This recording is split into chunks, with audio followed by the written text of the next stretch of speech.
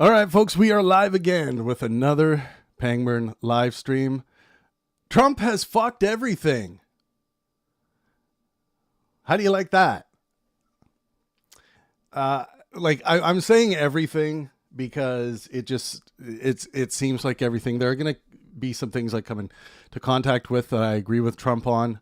Like I agree, for example, with some of the rhetoric, at least, coming out of the Oval Office with regards to Hamas. Hamas needs to pay. Hamas needs to get, hand over the hostages or pay an ultimate price. I like that.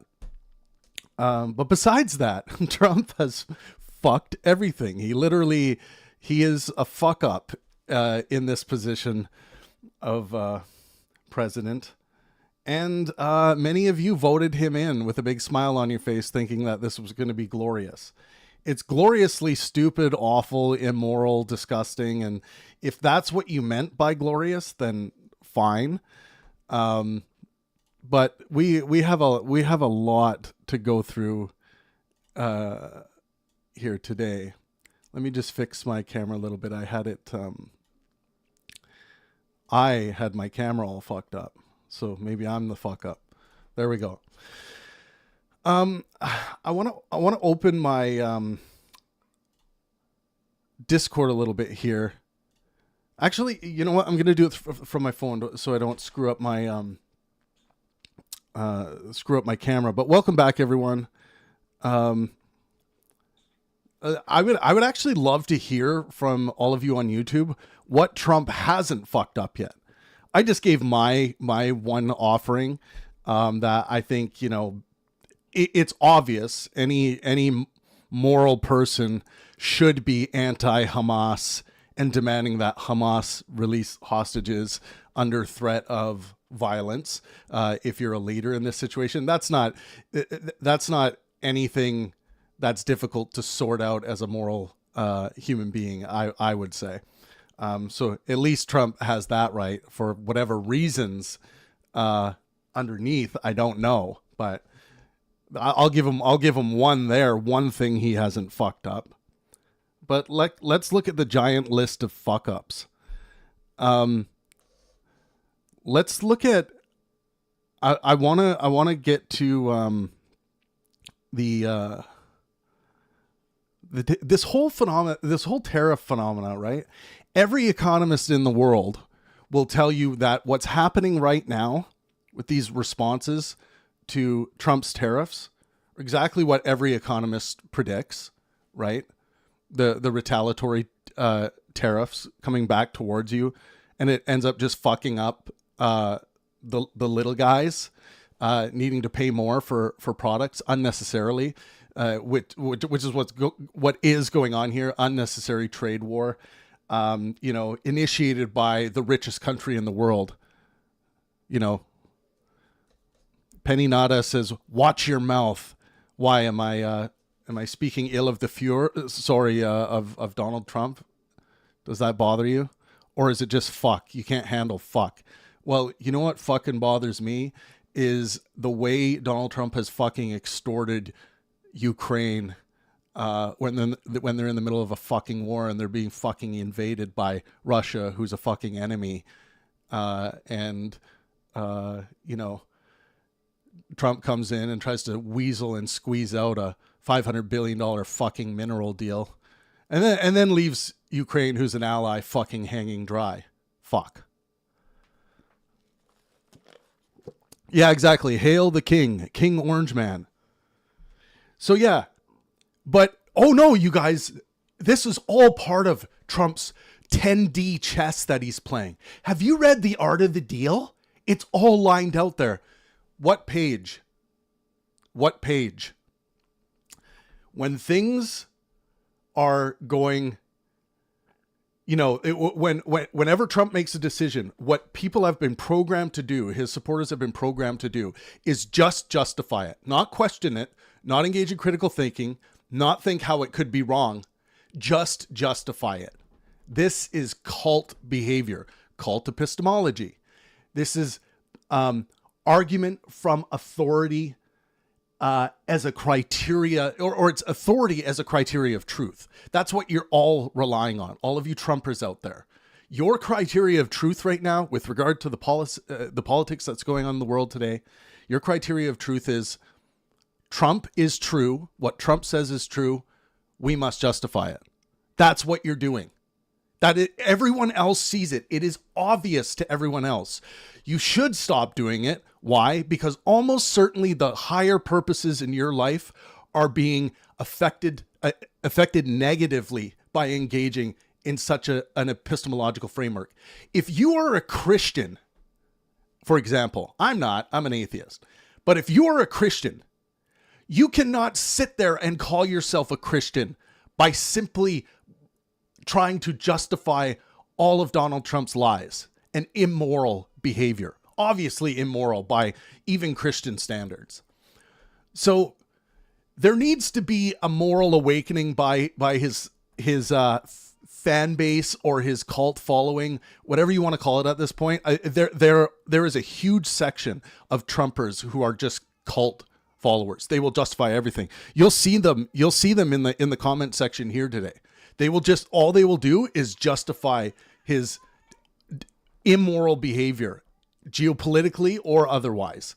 They've done it with all of his crimes. They've done it with his bankruptcies.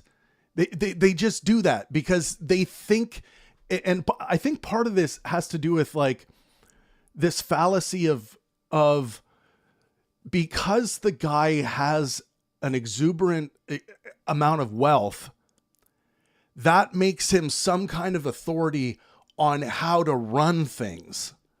Like you think that means like, oh, he's done so many big deals in his life. That means he knows how to run things and lead people, and like all of the above, all the things you need in a good leader for a country.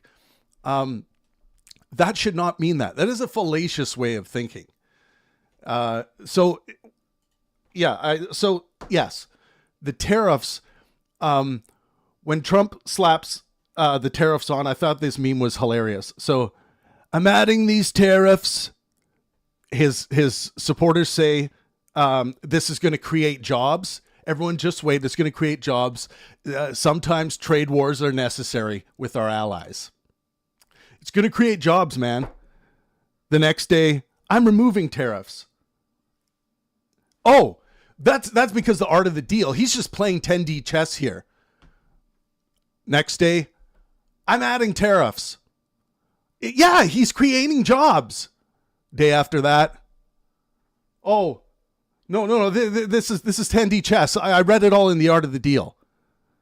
This is so stupid. Justin Trudeau in Canada pointed it out. He called out Donald Trump, just being like, "Well, I've heard you're a smart guy, but what you're doing is insanely stupid." And with regard to Ukraine, I just can't stop saying this enough because this is going to go down in history as the most disgusting thing that a president has done to an ally. To an ally, I'm talking about. They're under war duress.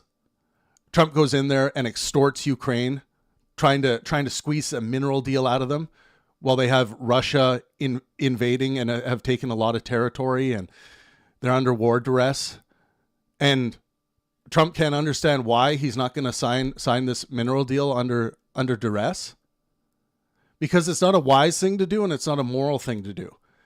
And I'm really glad that the rest of the world has come out and the rest of the world leaders have come out and denounced Trump's behavior and the behavior of the USA. Look, Trump's behavior is the USA right now.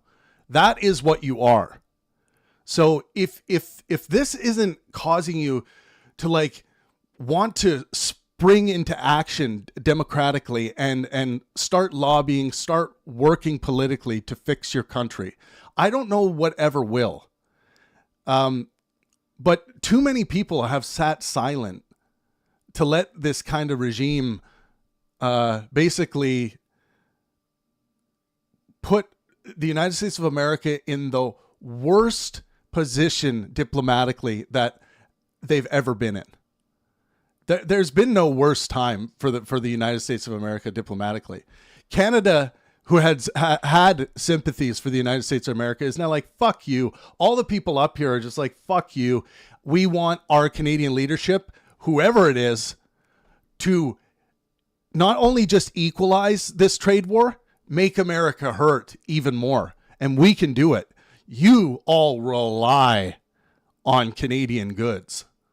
And we're going to squeeze you and we're going to hurt you for starting this unjust trade war. And I hope Canada works with China to make it really hard on the United States of America so that hopefully you fucking learn a lesson when you go to cast your ballot next time. That if you're going to vote in a maniac who's going to do shit like this, starting unjust trade wars with allies, extorting allies who are at war by invading enemies, you're going to pay the fucking price. That's what's going to happen. And we're going to go through the details today. Big prices being paid. And for all of you who think that the United States have been doing so much for Ukraine, only 0.55% of the GDP has been sent to Ukraine. 0.55. They're getting beat on a GDP scale, percentage of GDP, by Canada, the European Union. I believe Sweden's beating them. Germany is destroying them in their support. There are a lot of countries doing more for Ukraine. I shouldn't say the Ukraine. It's when I was young, that's how we were educated, but I should say Ukraine. But yeah, we're gonna get to some more information here. Let me just pull up my notes. Welcome everyone. This is Pangburn. If you're not familiar with who we are, we produce live intellectual discussions. I also have my own things to say, but we work with top-selling authors from all around the world to produce good faith, helpful discussions on stages all around the world. Philly says, then leave here. Well, first of all, I'm Canadian. I'm not American. Second of all, that's very fascistic of you to say, oh, because you are dissenting or you disagree, then leave. It's very stupid and fascistic and immoral to say shit like that. Okay. And also I want to hear people stop parroting the Russian talking points coming right from the Kremlin that what's going on in Ukraine versus Russia is a proxy war. That's their messaging that many of you have bought into. It's not a proxy war. Russia invaded the Ukraine. I said it again, the Ukraine. Russia invaded Ukraine. And they are defending themselves and using allied support to help them do that. That is not a proxy war. That is something that the Kremlin and Putin want you to believe, and people just keep parroting what Putin has to say about that. It's fascinating. Putin is in everyone's mind on the Trump side of things in the United States right now. Trump has become a puppet for Putin. Why? Because bullies think alike. Bullies see other bullies as strong. Me personally, I've always seen bullies as very weak and obviously in need of serious moral attention. So let's go to the tariff retaliations here.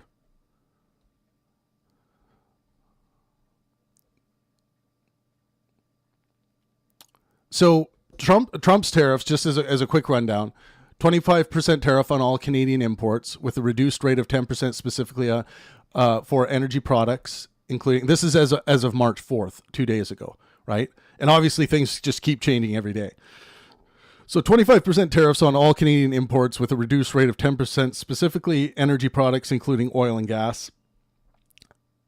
Mexican tariff details a 25% tariff on all Mexican imports. Tariff deals from China, an additional 10% tariff on Chinese goods, supplementing existing tariffs of up to 25% on various products. Now, what has the retaliation been? So in response to President Donald Trump's recent tariffs, several countries have implemented retaliatory measures.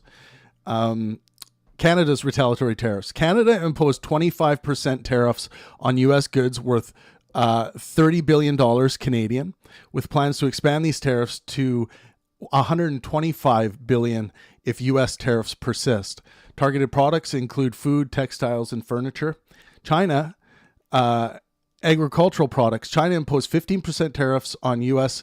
agricultural imports such as chicken, wheat, corn, and cotton, and 10% tariffs on products like soybeans, pork, beef, aquatic products, fruits, vegetables, and dairy.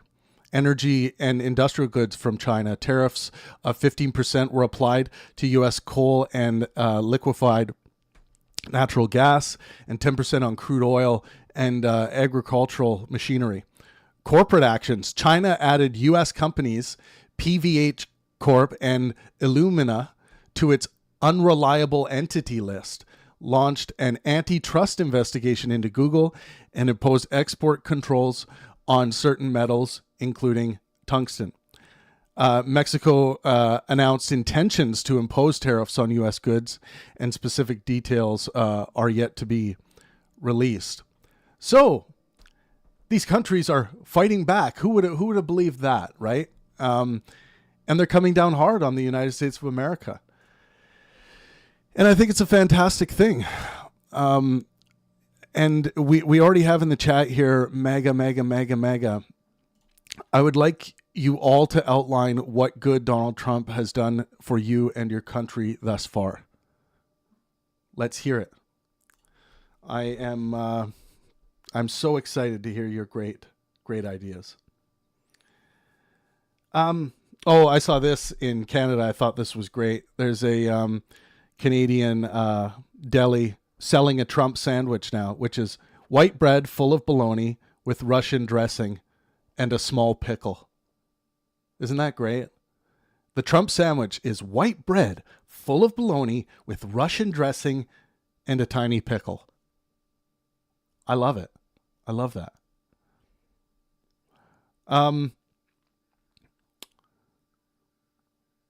And we have this like mice transgender issue that's been going on right now that seems really really stupid. We're gonna look at that as well. I don't know exactly what's been said on that, but yeah, so here's one. Remember when Republicans kept claiming that Biden was going to start World War III? China just released this statement. If war is what the U.S. wants, be it a tariff war, a trade war, or any other type of war, we're ready to fight till the end. Does anyone remember anything like this being said when Biden was in office? Anyone? I actually think it's smart for Canada to deepen their ties and trade agreements with China at this point. I think any kind of deals that are signed with the United States of America, the U.S. has proven itself to not be able to elect competent leaders by electing Donald Trump twice now. I would be very wary of signing any deals with the United States of America that don't have like turnover provisions, like pending acceptable elected leadership or something like that. The USA just geopolitically can't be trusted now, and what it's done to Ukraine is just disgusting. So it's it's all-time low, the most seemingly the most untrustworthy country in the world at the moment, especially with Donald Trump at the helm. Very sad. Yeah, Donald Trump, Kremlin Employee of the Month for sure. We already did an episode on the horribly embarrassing breakdown that Trump and JD Vance had with Zelensky, but that was just that was an absolute stain on the credibility of the United States of America. It's just, and then after that, the Trump administration has a goal to actually pull or quote unquote pause all military support. Just brutal. Like there are things like JD Vance claiming that the UK hasn't fought a war in 40 years. This is something J.D. Vance just claimed. They fought the Falklands War in 1982, Gulf War in 1991, Kosovo War in 1999, Afghanistan War 2001 to 2021, Iraq War 2003 to 2011, the Libya intervention 2011, Syria and Iraq War 2014 to present. How do these guys get elected? How are these guys selected? Give your fucking head a shake, USA. I know that there's a lot of you that don't want any part in what's going on with the US right now and Trump. But holy fuck. This is no longer a fucking joke. And this isn't alarmism. This is just my ethical standards of wanting to maximize well-being for myself and those around me, interacting with the factual information of what's going on. That's all it is. Like, how offensive to the UK to utter such a thing like J.D. Vance just uttered, where they've had many, many soldiers die in these wars. Haven't fought a war in 40 years. What an uneducated fuck.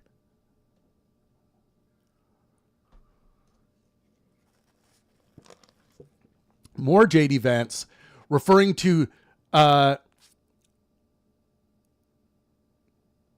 Ukraine troops as troops from some random country. So the U.S. vice president faces criticism after saying troops from, quote, some random country will not deter Russia. Some random country? It's your fucking ally, you fuck. Wow. Really? It's disgusting. Yeah, so this is the thing right here, right? So Trump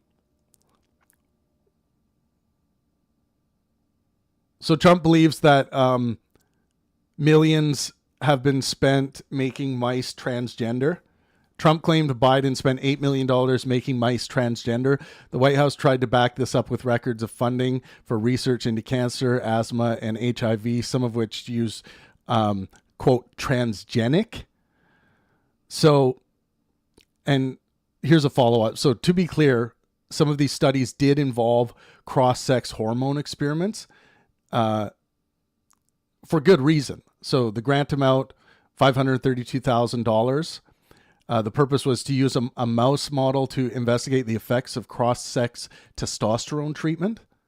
The context, this study likely involved administering testosterone, a male hormone, to mice to study its physiological effects, potentially in the context of understanding gender-affirming hormone therapy or related biological processes. The use of, quote, cross-sex suggests examining how hormones typically associates with one sex affect mice or associated with one sex affect mice of another sex, which is common in endocrinology research to model human conditions, including those related to transgender health. There was another grant, a $33,000 grant, so we're up to $560,000, and the purpose was to test feminizing hormone therapy in the male rat. Context, the study focused on administering estrogen or the feminizing hormones to male rats to study their effects, again, likely in the context of understanding hormone therapy's impact on physiology, possibly for transgender health research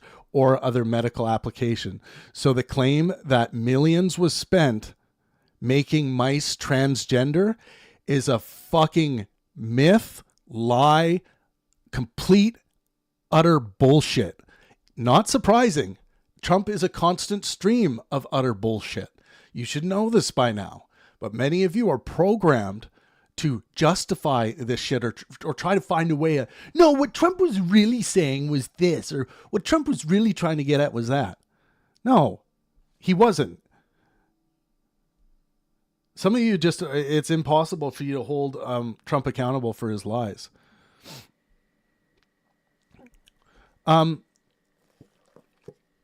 So another weaselly move that's come out in the press today is Trump has tried to weasel into Ukraine and convince opposition leaders in Ukraine to force a leadership vote, which is So disgusting. What kind of war interference is that? I want to read this. So Ukraine opposition leaders confirm talks with U.S. but deny plotting to oust Zelensky. So Trump's trying to get them to oust Zelensky right now while they're at war. So Ukraine's opposition leaders have confirmed that they have held discussions with members of Donald Trump's entourage, but denied on Thursday they were part of reported White House plot to remove Zelensky from power. The former president Petro Poroshenko said he had talks with U.S. representatives, but added that he opposed Trump's demands for wartime elections. Why is Trump going into this country demanding wartime elections? Oh, it's because I want to see peace. No, he wants to see appeasement for Putin and what Russia's doing. That's exactly what he's doing. Let's try to see the spin on that. Trump also claimed, which is a ridiculous lie, that Trudeau in Canada is using this tariff issue to try to stay in power. Why do you think Trump thinks that about Trudeau? Is that what Trump would do or might do?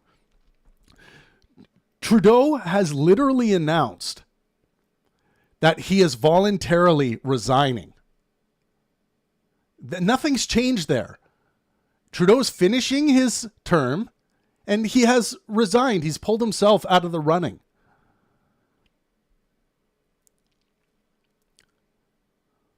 How many more lies are you guys going to buy of Donald Trump? Are you just going to keep buying them? Are you going to dig your heels in forever? Or are you finally going to say enough is enough?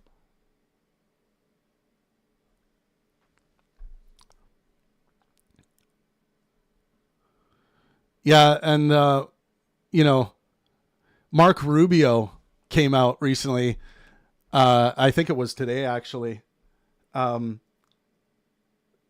With more Kremlin and Putin talking points, calling Ukraine versus Russia war a proxy war, which is just disgusting, given the details of what's going on.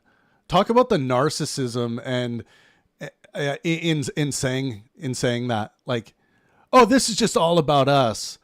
This is a proxy war. It's just buying into what the Kremlin's saying, that this is a proxy war, caused by Western powers. Just ridiculous.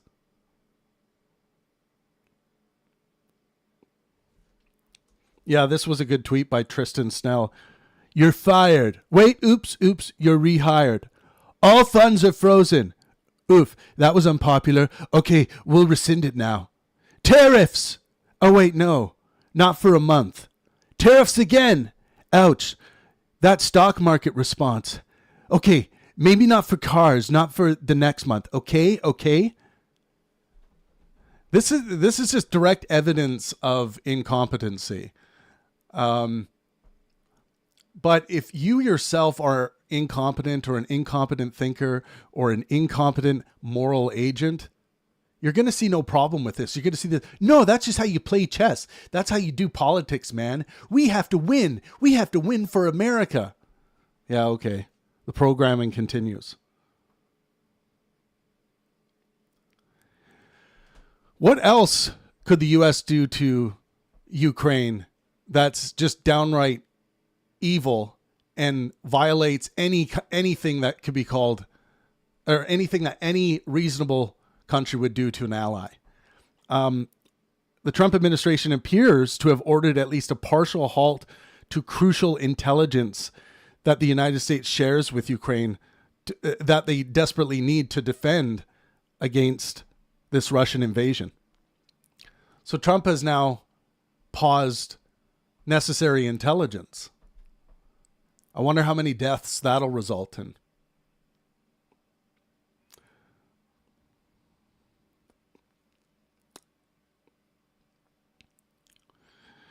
So now there are talks that Trump is going to revoke the temporary legal status of 240,000 Ukrainian refugees.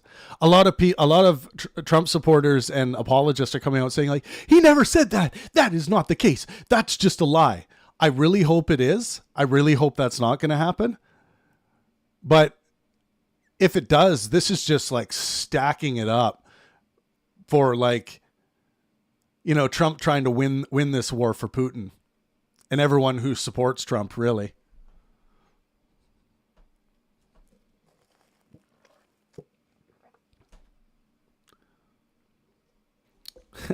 Trump pausing tariffs on Canadian goods again.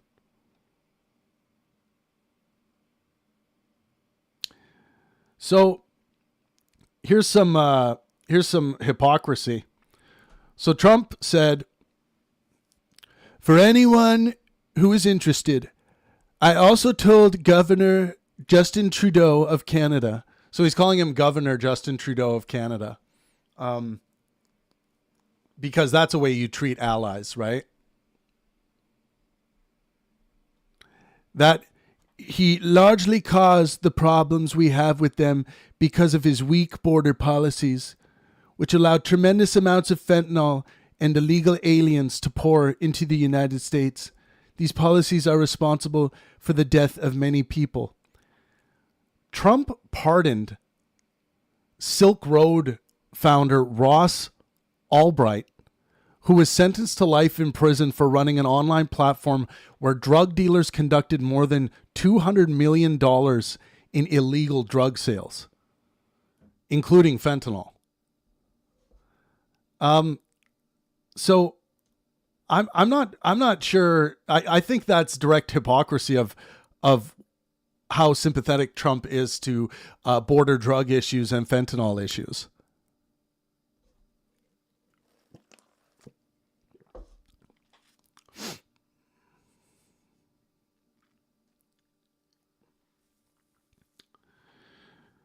U.S. employers cut more jobs last month than any February since 2009. New data shows, this is what the new data shows, fueled by the Trump administration's federal layoffs. A lot of people are calling this an attack on the working class. Seems like that to me.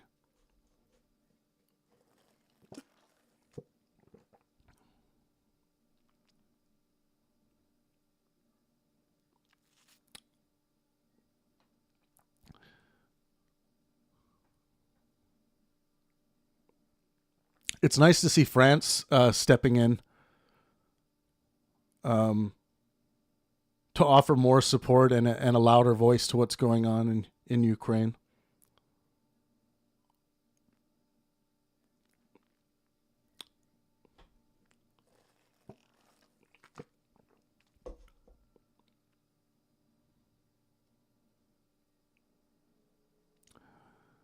Putin has struck a children's hospital in Ukraine. So this is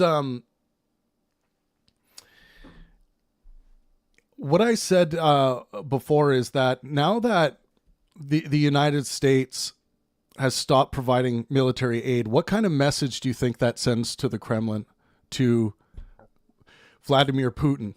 Do you think it might cause some escalation? Do you think it might give Putin, you know, the idea that this is a time better than ever for us to up our targeted strikes, up our campaign in general, because Ukraine is at its weakest when the United States has paused their support? I would say almost certainly that's the case. And I think we're already seeing some horror stories of that escalation. And I'm really worried about that. So those are kind of the news items. I'm going to bring in Robin and Julia. Robin and Julia, feel free to come up and join me. Hey, Julia, welcome. Hi, can you hear me? Yeah, I can hear you. Hey, Robin. Hey. Yeah, I'm just start this off. I don't support Trump. I don't support anything he's doing. But my main contention was you mentioned you hope Canada strengthens relations with China, but then you're condemning Trump's morals. Yeah. So, but China is actively committing what is at bare minimum a cultural genocide, if not just a blatant genocide. Yeah. You're So, can you be more specific? well, are you aware of what's happening with the Uyghurs? Yeah, yeah. So and what details specifically? Like, try to be as specific as you can. What specifically is going on that you have a problem with? Murder of innocent people for cultural reasons? Well, yeah, of course. The re-education camps and the inhumane conditions, the mass murdering, just in general, the human rights abuses. But my contention is this: if it's a moral issue, why would you say that you would want to go to China of all places? If Well, anything, I'm I'd be not. more okay It's with you not. saying like, Yeah, I'm not condoning genocide. That's not what I'm talking about. Canada is still a we do a lot of trade with China, right? And China needs to be held accountable by international law for any kind of genocide that's going on, and they should be held accountable, and they need to stop. You agree with that? yeah, of course. But one of the main reasons international law works is because as an international community, then you can punish dead nations, whether it's through economic sanctions or some other form of action, even if it's militarily. So it's hard to say they need to be upheld to international law, but then say you want to strengthen relations with them. Well, if that makes sense. Yeah, I think you're making a great point. I guess I'm talking more within, like not necessarily within the current state of affairs with what's going on with the issue with the Uyghurs. I think you're right to call me out on that. I think this is something that I'm talking about, like I see a brighter future with China, I guess, and a more reliable future with China and the way China's growing and progressing, and I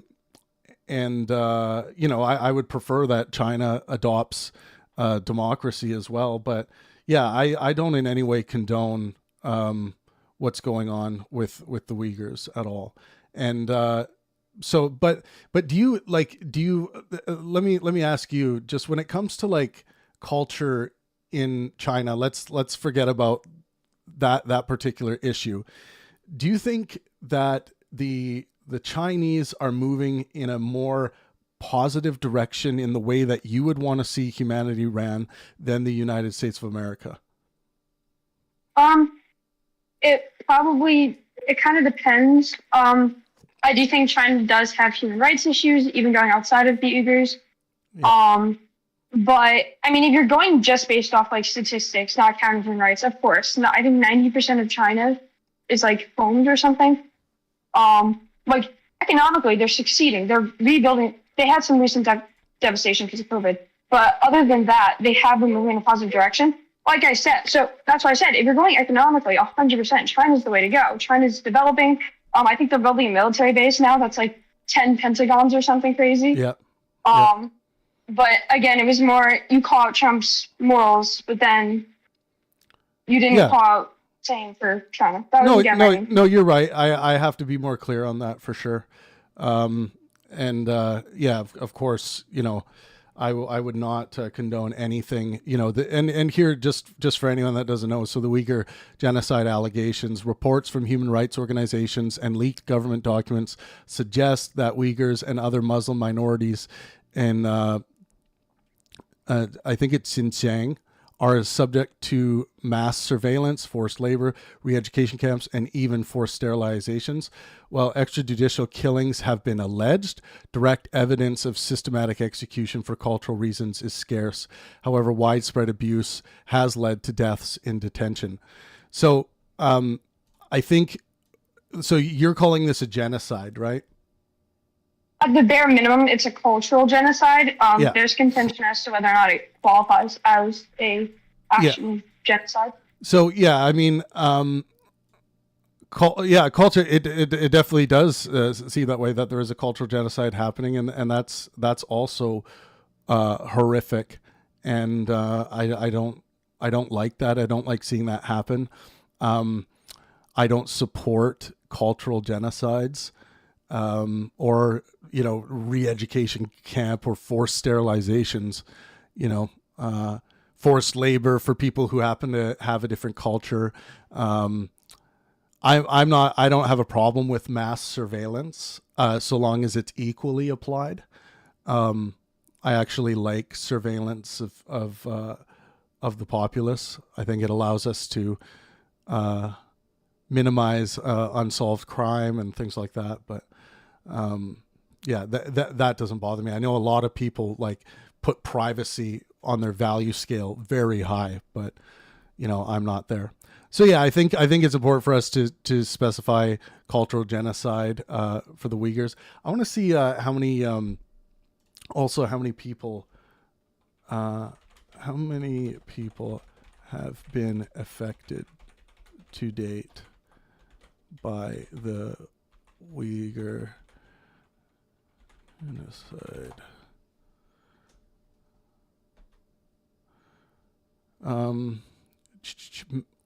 So the mass detention estimates the detained individuals since 2017 indicate that between 800,000 and 2 million Uyghurs and other Muslim minorities have been detained in facilities referred to as re-education camps and detention centers. Yep, that's horrible. Decline in birth rates. Government statistics reveal that 2015 to 2018 birth rates in predominantly Uyghur regions like Halting and Kashgar dropped by 84%. In 2018 alone, Xinjiang's birth rate fell by nearly 24% compared to a 4.2% decline nationwide.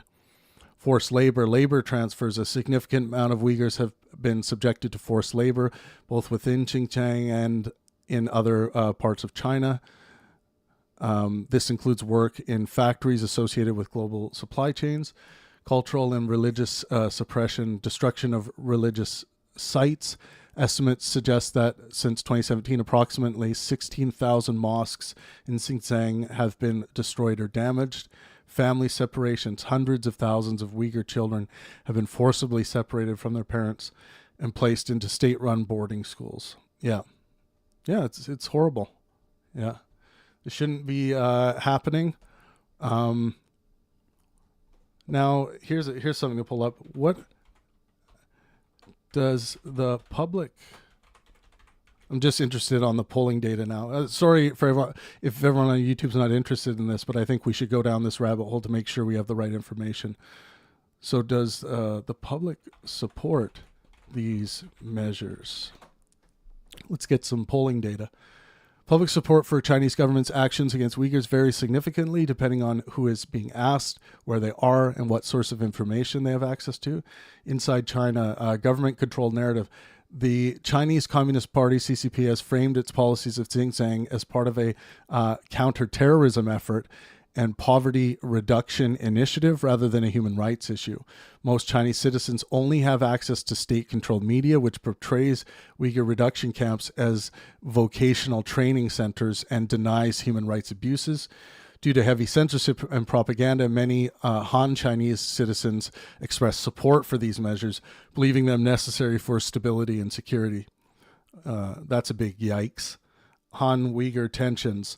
There have been ethnic tensions between Han Chinese and Uyghurs, particularly after violent incidents like the 2009 Urumqi riots and 2014 Cunning train station attack, both linked to Uyghur separatists. Some Han Chinese see the government's actions as a way to prevent extremism, though opinions vary. I guess it's probably hard to get polling data on this, like accurate polling data. Outside China, widespread international condemnation. Yeah, of course. Good. Among Chinese diaspora and academics, varied opinions among overseas Chinese. Some Chinese descendants and exiles strongly criticize the CCP's actions, exposing abuses and supporting Uyghurs' rights. However, many nationalist Chinese overseas still echo the CCP's official stance, arguing that reports of genocide are Western propaganda. Academics and experts, independent scholars and human rights researchers widely reject China's justifications and argue that the policies meet the definition of genocide due to forced assimilation, sterilization, and mass detentions. So inside China, the government propaganda ensures widespread public support or apathy, though dissent exists but is heavily suppressed. And outside China, the majority of democratic nations and human rights organizations condemn the policies. Yeah, these policies are just disgusting, easy to condemn. I just wanted one more search to see if we can get any polling data. Is there any opinion polling on this from inside China?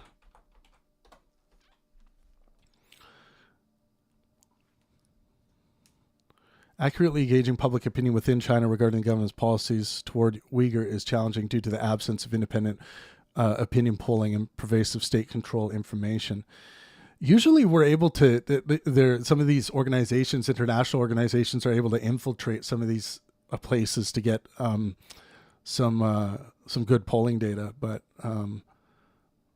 so yeah, data is scarce.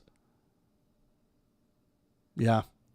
Well, that sucks. But anyways, yeah, easy to condemn. Julia, thank you for bringing that up. And it's obviously important for us to consider these kind of happenings when doing any kind of trade dealing. And it's kind of the same thing with it reminds me of when the United States and Canada would be, buying cheap oil from Saudi Arabia while they're engaging in some of the most immoral behaviors against their citizens and other citizens and nations around the world. Like there unfortunately is a lot of hypocrisy when it comes to like trade versus how we feel about what they do to their own people or to other people. So, it's a very important point that you brought up. Thank you, Julia.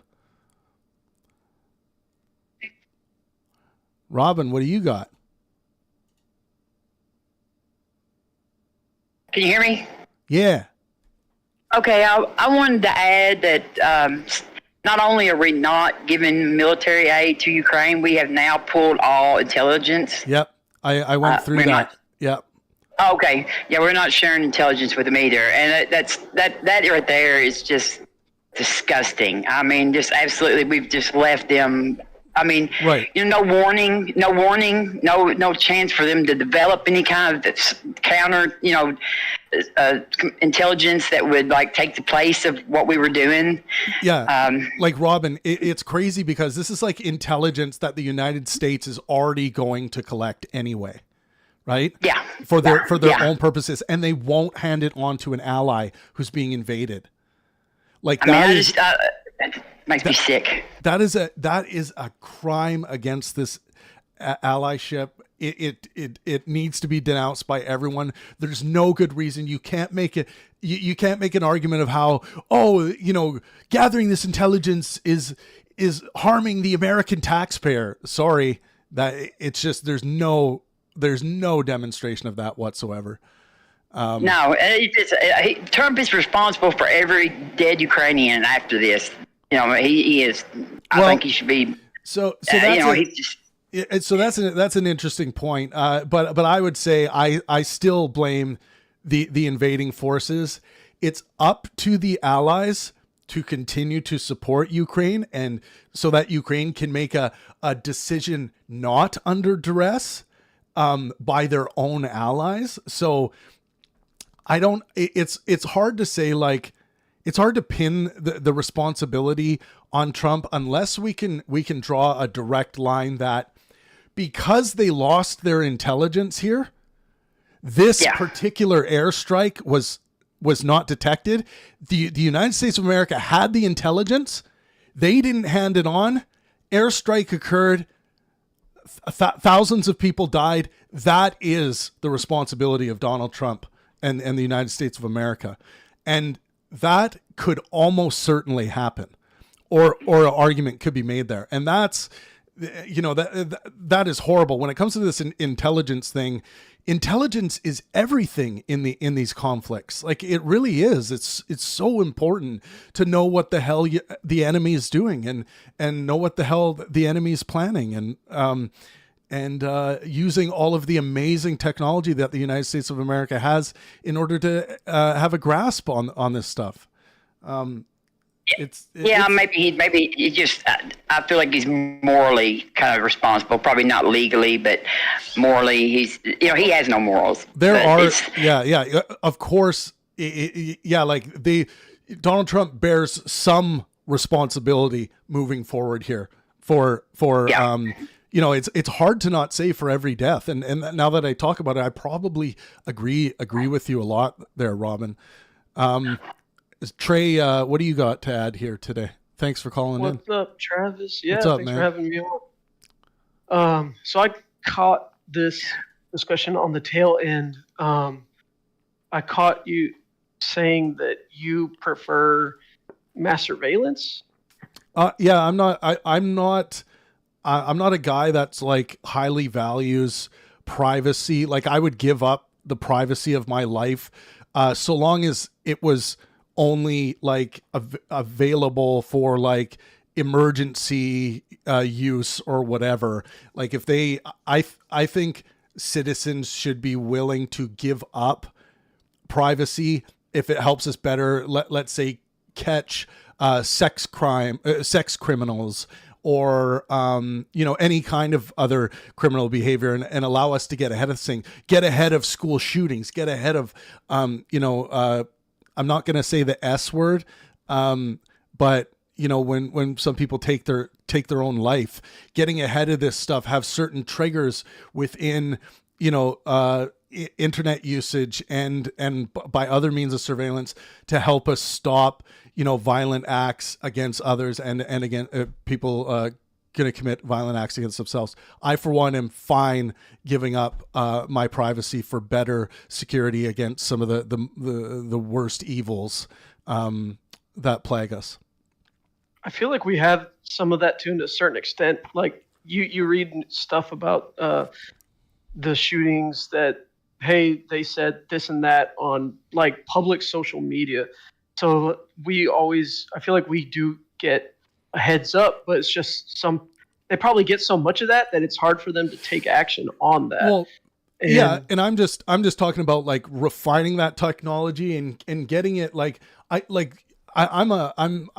study a lot of true crime interrogations and true crime cases and court proceedings and law, and so many horrible things people would have gotten away with if we did not have CCTV, if we did not have ways of actually tracking the movement of vehicles, for example.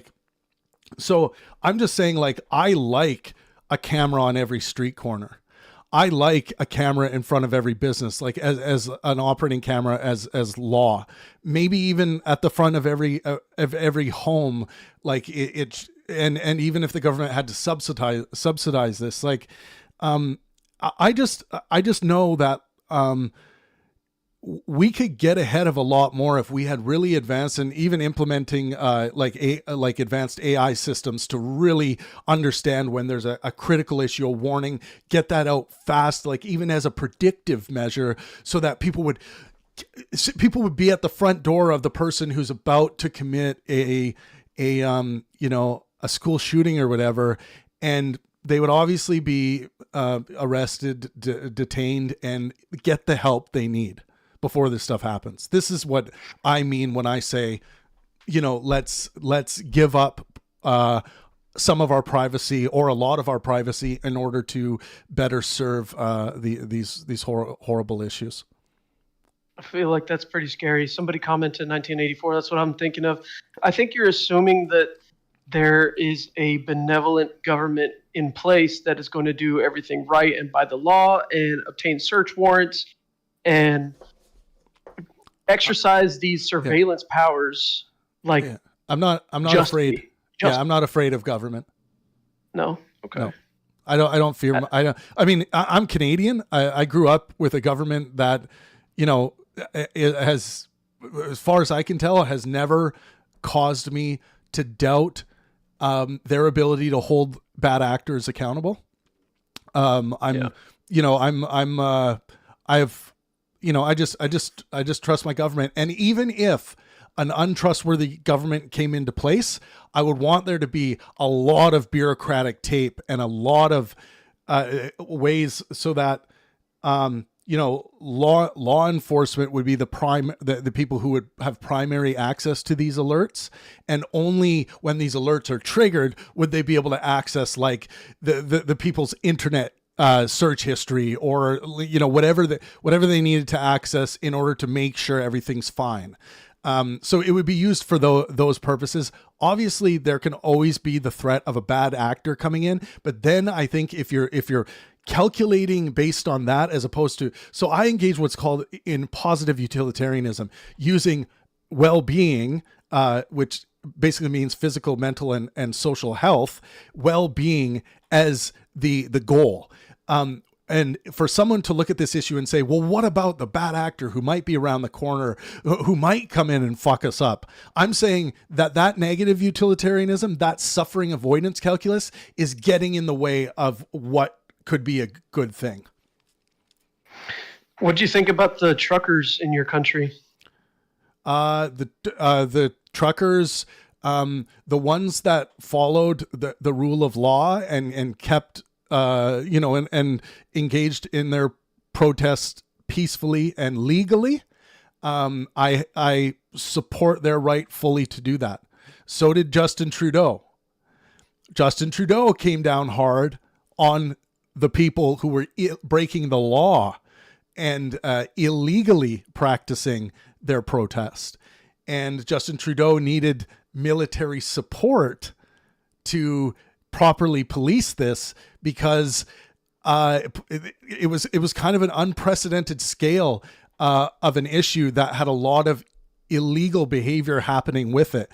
And I also criticize Justin Trudeau for not being careful to delineate between the in his messaging between the people who are peacefully protesting, following all the rules, and encourage them to practice their rights, and then denouncing those who are clearly breaking the law, blocking roadways, defacing public property, all that kind of stuff. So, that's generally how I feel about protesting. You got to follow the law. You got to follow rules. It's important, of course, in democracy to be able to demonstrate and protest. And I love it. I think it's a fantastic way to, express your concerns about what's going on, but you got to do it legally. And you got to, you can't fall into anarchy when you're protesting. I've got kind of a two-part, kind of probably a weird question you might think, but I want to see how you grapple with it, I guess.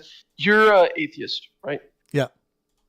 And you don't really like how at least the Christian God handles things, right, in the Bible. I think the Christian God, as described in the Bible and as written down by people who claim to be divinely inspired, is one of the most evil characters that's ever been created, if not the most evil. Why?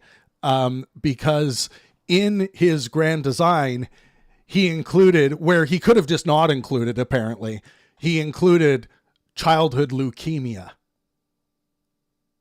So right off the bat, for creating an existence with childhood leukemia, when apparently he had the power to create without that, even one less childhood leukemia.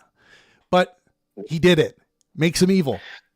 So do you hold this view of a negative view towards God, the Christian God? Like, did you hold that view immediately, or is it something that you built up to? Well, about? As my moral sense developed, like epistemologically, but obviously I didn't call it that then, but just looking at the validity of the claims, I realized at about age 5 that the circularity of when people were like, well, the Bible is divinely inspired, that's why it's special. And then I would think like, but how do they know the Bible's divinely inspired? Because the Bible says so. It's completely circular. Obvious to me that like, yeah, you're just believing that the Bible's divinely inspired because it says so, or people are just claiming that for whatever reasons, claiming that about the authors, or the authors are claiming that about themselves. So it's an unsubstantiated, unjustified belief, and this is why faith is the most important meme in Christianity, I would say, because you won't have a Christianity if you expect people to accept it through critical thinking means.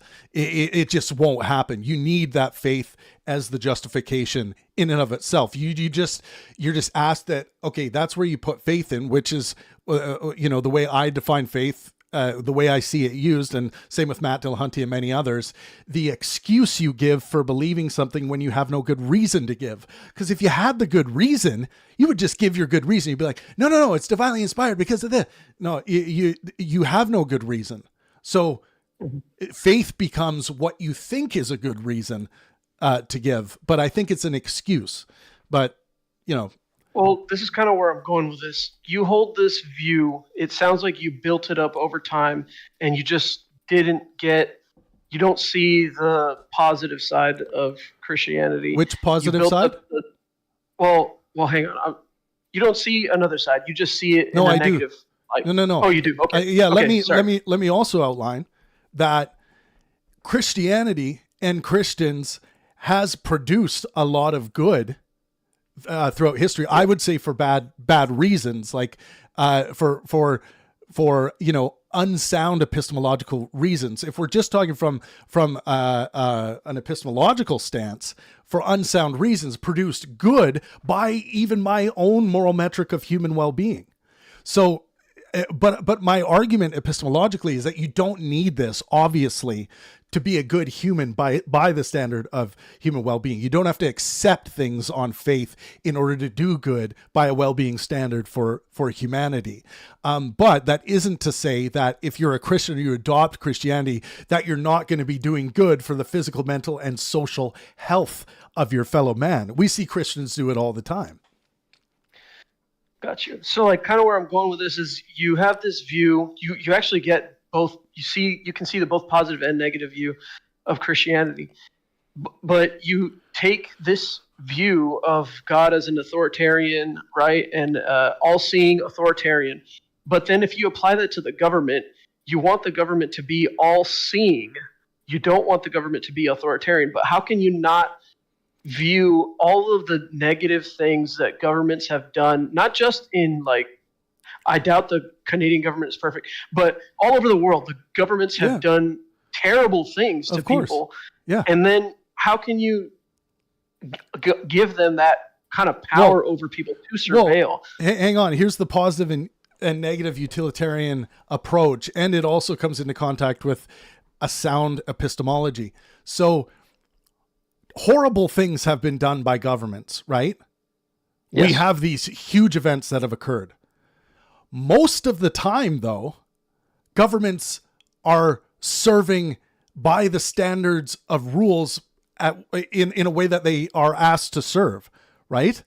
So, like, if you look at the United States of America right now, right, there's some shit going on, right? Big shit happening with Donald Trump and him basically torpedoing all of the diplomacy efforts of the United States of America that were already on shaky grounds, torpedoing it. The world hates them, right? The world hates the United States of America now more than ever. Well, that's new also. It's at an all-time low, I would say. There's pretty easy ways to argue that. Maybe some people disagree, but that's what I think right now. But of all the things that go on in the government, think of how many people work in the government, all the bureaucracy, all the moving parts, all of the decisions that I'm making. I'm not just talking about what the executive orders, right? I'm talking about everything. Almost all of that is being done within the bounds of the law, right? It's probably, yeah. Yeah. So what I'm saying is we can't be too hypersensitive and afraid about the scary ghost around the corner that might be the next big tragedy enacted by the government. I don't think it's reasonable to sit around being afraid of that or expecting that or acting as though that's just around the corner. We don't know that it's just around the corner. That's the negative utilitarian view. That's the suffering avoidance calculus view that really causes stagnation. What I think you need to do is have a more positive utilitarian approach where we are going to drive towards maximizing well-being for ourselves and those around us, knowing that there could be, it's still possible that those evils are around the corner and we need to have things in line and prepared in order to be able to weed that stuff out. But we're doing that while we are driving, while we are progressing. So I think I really think it's important that we operate government from the positive utilitarian perspective. And I really think that all human beings should operate from the positive utilitarian perspective so that they don't find themselves in stagnation, afraid of something that statistically almost certainly will not happen. These things do happen, but yeah, set up your protections against them, but they're almost certainly not going to happen. But let's maximize well-being in the meantime, where understanding that these things, could happen. I feel like you can, at the individual level, everybody should move towards well-being, right? Whether you're Christian, atheist, whatever. It's the individual's in control of that, but an individual is not in control of their government. That's why I think I tend to start from the viewpoint of a negative viewpoint towards the government. You could say like individuals vote people in and that's how but I mean, come on. Even your voted representatives don't do things that you want them to do sometimes. And then another thing that comes into play here is that as an American, my country, right, was founded on fighting against a tyrannical government. And I feel like it's a justified premise to operate off of limited government. Now, look at what it's turned into now. It's the biggest government in the world. Yeah. I don't think that's a reasonable justification to cite things like, overthrowing King George and becoming an independent nation. I mean, I think, this is a part of history. This has happened throughout history. But like I said, to orient your way of thinking around these extraordinary events that take place, is about as useful as orienting your thinking about objects or identifying objects in the air that you can't explain as alien objects. I really don't see that to be a useful application of what may or may not be a piece of believed knowledge. But that's just one thing. Like that's just one thing that there's other things like the Soviet government when Stalin was in charge.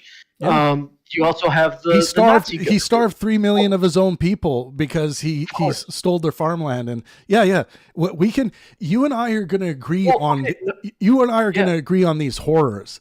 But I'm saying you as a United States citizen sitting in the United States today, I would say are not justified to have this fear lens of what might be around the corner that relates anything to Stalinism or Nazism or anything like that. Well, I mean, I've been to some different countries too. I've traveled a little bit, but you kind of operate daily disliking Trump, right? And his actions. Why can't somebody operate off the premise that their government is not helping them and they don't trust the government to do the right thing, especially if they're not a Trump supporter? Like, how is that not justified? Sorry, I don't really Yeah, understand let me what you're reword it. getting at. So, Yeah. so like a non-Trump supporter views everything going on right now as pretty terrible, right? The title of your video is Trump has. Yeah. I don't say bad words. So Trump has effed everything. Ukraine, for example. Yeah. Okay, so then how is it not justifiable for someone to believe that their government is not out for their best interest when they have that frame of mind? Oh yeah.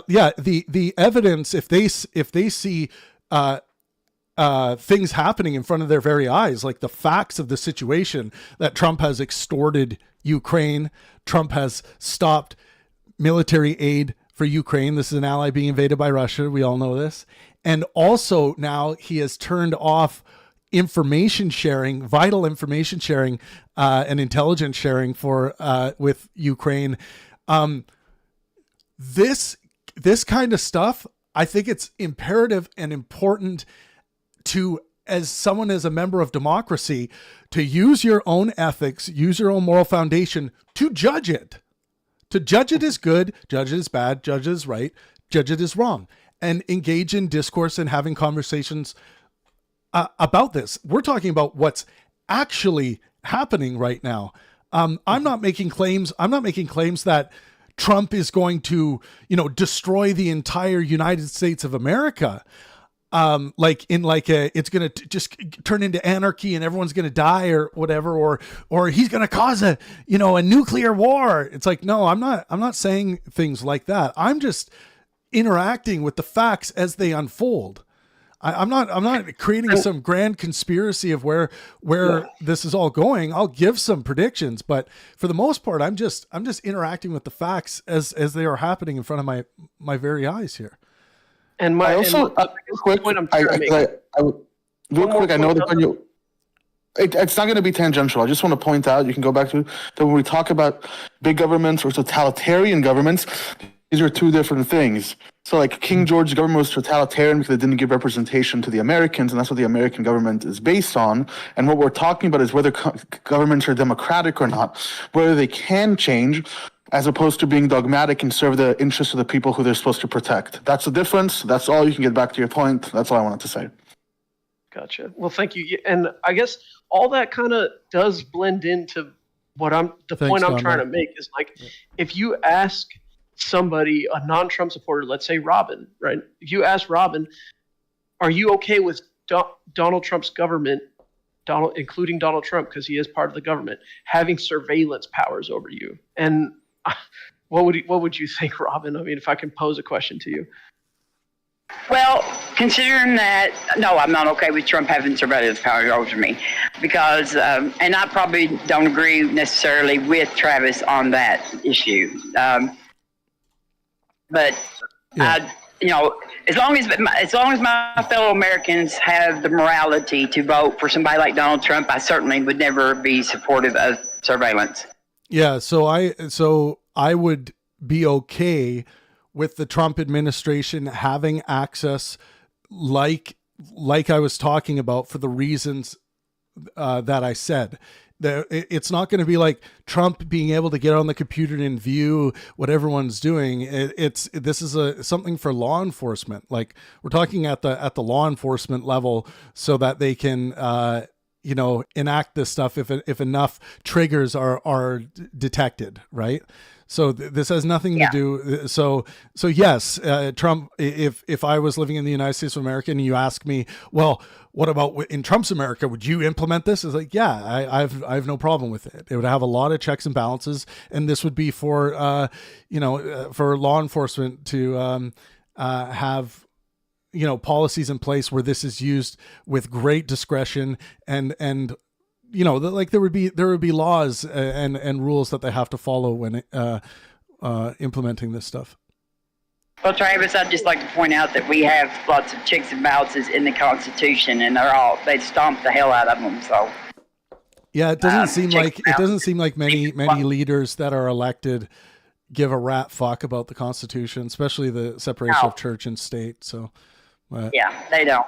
So that all the checks and balances in the world only stop the honest people. It's like locking your door.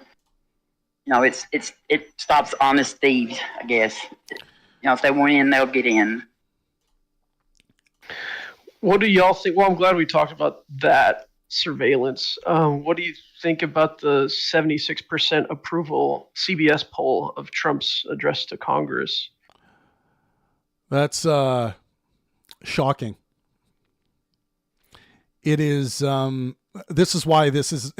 You can't just lay this all on Trump, like he's an anomaly.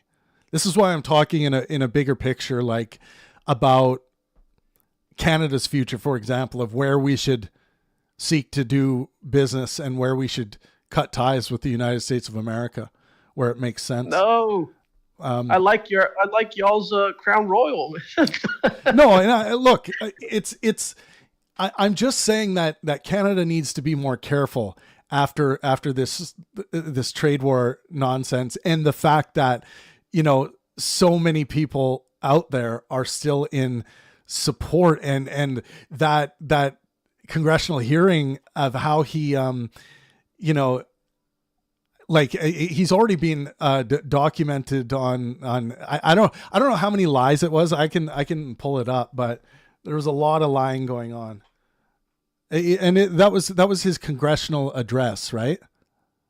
Yeah. It wasn't State of a Union, but it did have a State of Union feel. Yeah, it was. I feel like, to me, if Trump was a Russian asset who was working to destroy America, I don't know what else he would be doing different. Actually, pretty much, he's doing about exactly what a person that was intentioned to do that would do. He caused massive like the Dow market lost all kinds of points in real time while he was announcing those. And even if he pulls it back, and then puts them back on, he's just causing chaos. And we had a good economy. It was strong, and it was coming back from the COVID deal, and it's just sad to watch it, and it's sad to see my fellow Americans just root on something like this. Let's go. I want to go through the Congress address. So in his recent address to Congress, President Donald Trump made numerous false and misleading statements. While the exact number of inaccuracies varies depending on the source and their fact-checking criteria, several reputable organizations have highlighted key falsehoods. So U.S. aid to Ukraine. Trump claimed that the United States has provided $350 billion to Ukraine since Russia's 2022 invasion. In reality, the U.S. has contributed approximately $120 billion, with European nations collectively providing nearly $138 billion. So Trump said $350 billion. The real number is $120 billion. He overestimated more than 100%. Right. So like that's just a blatant, like we're talking a 200% misstep. How can he be so off on that? And yeah, European nations have contributed more. And also I wanted to say, like, when it comes to percentage of GDP contributed, the United States have only contributed 0.55% of their GDP to Ukraine, whereas other countries have contributed much more. Canada, Germany, the European Union, and they've all contributed more based on their GDP percentage. So another. Sorry, go ahead. He's trying to charge Ukraine though $500 billion because that's how much he wants in minerals. Isn't that fucked up? Yeah, I mean, it's like, if I buy a new car and I tell you I'm going to give you my old car, and then I come back a few years later and I say I want that car was worth $1,000, I want $5,000 for it now. Right. It's like, Well, they're under war duress. It really disgusts me. So Social Security fraud. He suggested that millions of deceased individuals are still receiving Social Security benefits. However, the Social Security Administration has measures in place to prevent such occurrences, and there is no evidence supporting his claim. School gender transitions. Trump alleged that a Florida middle school secretly facilitated a 13-year-old's gender transition without parental consent. This claim has been debunked, with communications showing that the parents were involved in discussions with the school. Government efficiency savings. He credited Elon Musk's cost-cutting measures with uncovering hundreds of billions of dollars in government fraud. In truth, the documented savings amount to less than $9 billion, with no substantial evidence of widespread fraud. So he lied to you again, for all Americans listening to this.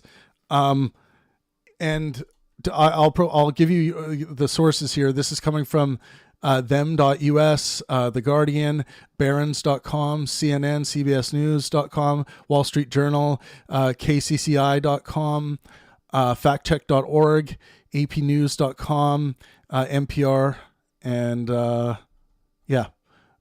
those are the sources for this.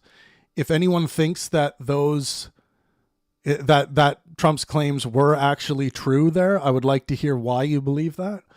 But this is just another bunch of misinformation being spread, or it's disinformation being spread, misinformation on purpose with a goal. I think people are taking the situation in Ukraine, they're very short-sighted. Like, this has been going on longer than 2022. I mean, remember in 2014, Ukraine lost Crimea to Russia, and there was no war, and the U.S. still provided aid to them at that point too. So I think people need to remember that Ukraine has lost 20% of its territory since 2014. Yeah, I mean, you're talking about the Donbas war, but I don't think people are ignorant to that. I think people fully understand that. Like, I mean, everyone I talk to understands that this is a long-standing war and conflict that had, peace deals signed and codified that Russia just violated after telling the United States of America that they weren't going to, while they were moving into position. I remember that it was crazy. Like, the soldiers were moving, and everybody was so scared of what was going to go down. And 100,000, 150,000 troops, I forgot exactly what it was. They just positioned them there in 2022 and just didn't care at all, just moved in. It was so crazy.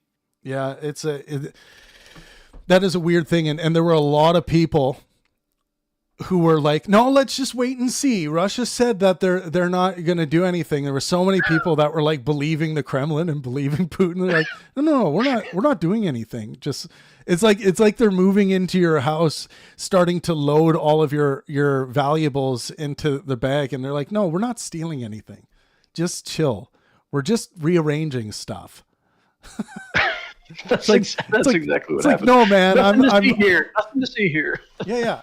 What are you talking about? And it's like, no, this is our home. What are you doing? It's like, or maybe a more apt analogy is they're like surrounding your home with balaclavas on and weapons, and like, and then once it's starting to get darker and darker and darker, they're like, what are you talking about? We're just hanging out. It's like, no, how crazy. This looks like something's going on here. But yeah, there were a lot of people who were just like, oh, this is just more like Putin's evil fear-mongering type stuff. And then the day after, it's like, oh, Russia has invaded Ukraine. Wow. Yeah, from one day to the next. And people actually buy it. Yeah, they believe it. What up? We got Don, the Pope of Atheists, in El Rito. Don, what are you feeling today about what's been going on? I feel like the entire thing, looked at, from a 10,000 foot level, is just a symptom of a moral divide in our country and in other countries that maybe experience the same kind of elected leaders. There are people like many of my friends here who can look at someone else who's in a worse situation than they are and feel empathy for them and feel a moral obligation to try to help them out of that situation if possible. And then you have a section of people who look at that person and they are disgusted, they're repelled by them, and don't want them as part of their society. And so their idea is to turn their back on them. And those people also call themselves, in a large number, Christians. Now, I'm going to give you, there are a lot of very charitable, empathetic Christians out there. But I'm talking about the Christian nationalists, the ones who want to make Christianity the religion of America, you know, the country founded on freedom of one. Right. Yeah. It's just shocking. I'd agree.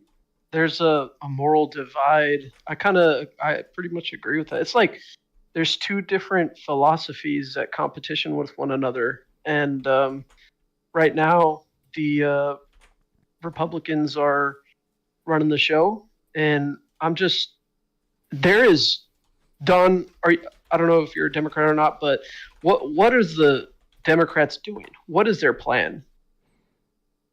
What is their plan? I couldn't speak for the party.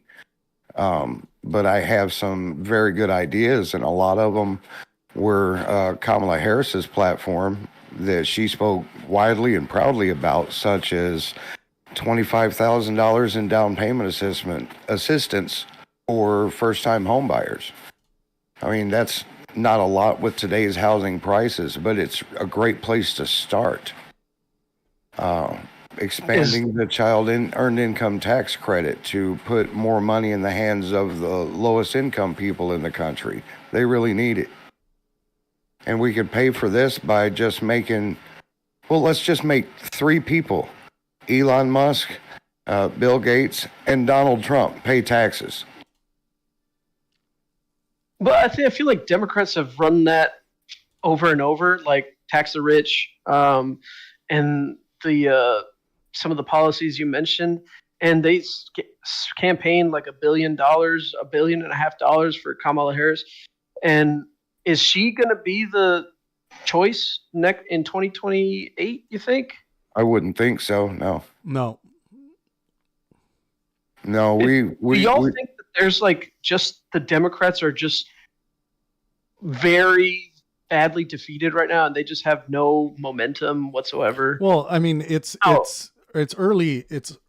early rebuilding days, but no, from what I'm seeing, I think a lot of Democratic leadership and Democratic thinking people are rightfully seeing this as a grassroots opportunity. A movement of resistance against the anti-science, against the anti-reason, against the misinformation, against the disinformation. One thing I'm not seeing enough of, though, which, unfortunately leads me to have some predictions that this is going to fail again, is I'm not seeing the correct, at least the way I see it, the correct identification of what the problem is with the Democratic Party. A lot of people are saying, we just need to be more angry and ruthless and mean. Nah, that ain't it. That's a failure. I really think that it's a problem of, like, if you look back at the Obama era, that was a movement. That was strong. It was muscular. It was entertaining because he could rip you a new one in the most beautiful way rhetorically. One of the most, beautiful representatives from a speaking standpoint that the United States have ever had. Maybe the most. In its history. So, and there was a lot of strength behind that movement. A lot of people felt strong. The country felt strong, I would say, under Barack Obama, and very, very united.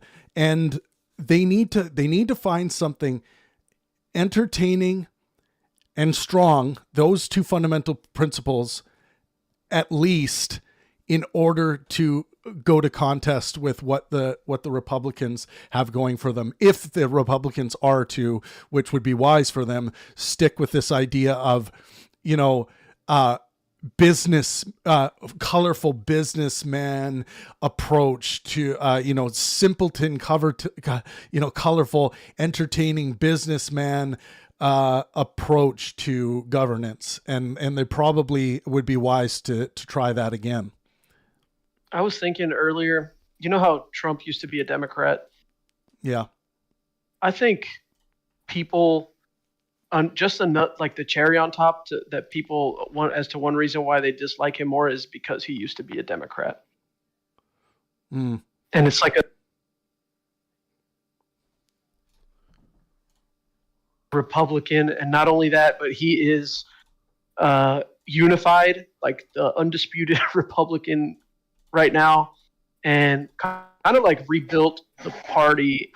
And if the Democrats don't do anything, JD Vance is gonna come in. I don't hate Trump because he used to be a Democrat, although I'm glad that he's not on my side anymore. But he's not a Republican. He is, he's the leader of their party, but he's not a conservative. The current party doesn't stand for anything that used to be of conservative values. Can you expand on that? Well, conservatives are like very strong on national security. National security. Right now, we are weak in national security because of all the chaos that he has going on with our economy and in our population and all that. He's just leaving us open for and firing people. He's firing people who land airplanes. He's just leaving us open and vulnerable to so many different areas where we could be attacked from, a bad actor. I was just about to ask you, do you think we'll really be attacked? I don't know. We've got as much attack, like homegrown terrorism is a huge problem in America. Anyway, we have militia groups, terrorist groups that are forming all the time, and they keep up with them. The U.S.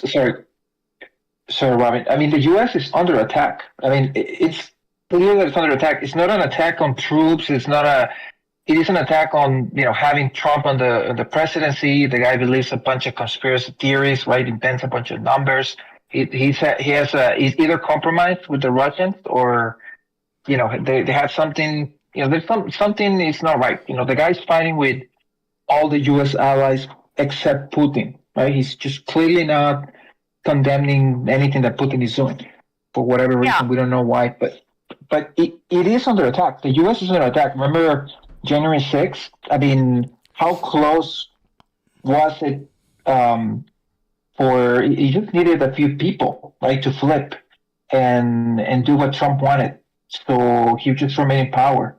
Right, that was really close, and all those things maybe are not seen as attacks. I haven't seen the media call it like that, but it is, it's kind of an attack. I don't know what you guys think about that stuff, but it's an attack with propaganda, right? Well, Trump has started. It's just moving pieces on the board, but not with troops in the U.S. Right? It's just more like the U.S. Alienated Canada, alienated Mexico. Trade war, El Rito. Trade alienated with the European Union, right? Just weakening ties with everybody. So they are more inclined to cooperate with Russia. And I was reading about the Crimea annexation by Russia, and apparently Europe didn't do anything because they were buying energy from Russia, right? It's we don't want to. Yeah, they're still kind of do. I don't know how much they're doing it still, but yeah. El Rito. So that's how can you compromise on stuff like that, right? We're just gonna give away Crimea because And so hey Trey, attack when it's actual American citizens that voted for this. Sorry, I need to figure out. Trey, can you hear me? Into that. Yeah. Robin. There's such a thing as traitor, and then there's just ignorance. I don't know. They're not hearing. And it is an attack. It is an attack on for some reason. The principles on which we were built. It's an attack on our Constitution. They've attacked like I said, they go with their anti-abortion thing and their whatever, and the Republicans have always had bad takes on stuff like that. They do. They have bad takes on women, period. But they used to be at least a party that you could trust to keep us safe. And I don't trust them anymore to keep us safe. Mitch McConnell is my senator, and I message him every day, every week, like at least once a week. I email him, and I told him, I said, I don't feel safe anymore. I don't feel safe. I feel like that we're open for some kind of bad thing to happen because Trump is too busy, just causing massive chaos and destroying the economy and I just don't understand how that is going to make America great. Yep. So I don't know why something happened, but I don't think the callers can hear me. But you guys should still be able to hear me on YouTube. I just want to remind everyone that trade wars are wars. How many wars has Donald Trump started? 3? Like trade wars are wars. They're not nothing when it comes to like assessing who's starting wars and who's not. Donald Trump has started trade wars and 2 of them with arguably the US's closest allies. That should be a red flag for anyone. Oh, you guys are having a hard time hearing me too. Damn it. That might have been from before. Anyways, I am going to end the live stream there. I'm sure we might be having some technical issues here on Discord. Well, anyways, I am going to end the live stream there. Thank you for everyone who joined us today. We're gonna end there, but we will be live again, maybe even later today, but definitely tomorrow. But thanks for stopping by and joining us. And as always, just remember, this is Pangburn. Smash that like button on the way out.